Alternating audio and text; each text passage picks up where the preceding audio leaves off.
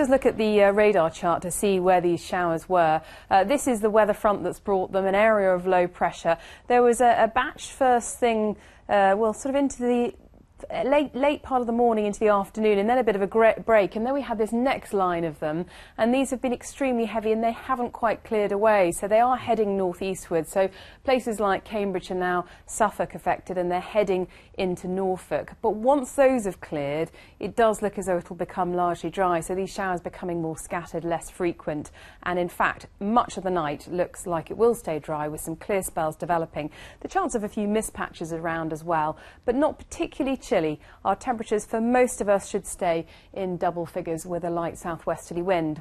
So we start tomorrow a similar sort of picture. It starts dry and then we'll start to see these heavy downpours developing, but they're not expected to be quite as bad, although if you catch one you are likely to get quite a deluge. This is the picture first thing tomorrow morning, and then look how they start to develop. There'll be quite a scattering of them, and they'll tend to confine themselves to the eastern half as we get into the middle part of the day and into the afternoon.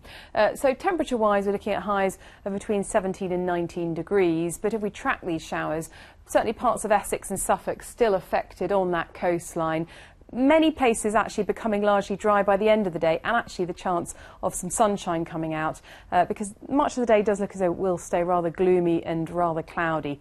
Now beyond that it's looking quite settled actually. Sunday looks better. There's still the risk of some showers around, but this is our pressure pattern, and in fact we've got a few days of it being quite settled before it starts to change again into the middle of next week.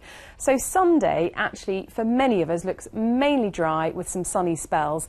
If you live across the eastern half, across the coast, there could be some showers running down from the North Sea, and there'll be a cooler and fresher feel to things on Sunday with a northerly wind. And then we're into a couple of days where it remains quite dry and bright with some sunny spells, and actually quite warm, 18 or 19 degrees. Just be aware though, there's a couple of nights to come where it's going to get quite chilly. Towns and cities, valleys 9 Celsius. It could be a little colder in the countryside.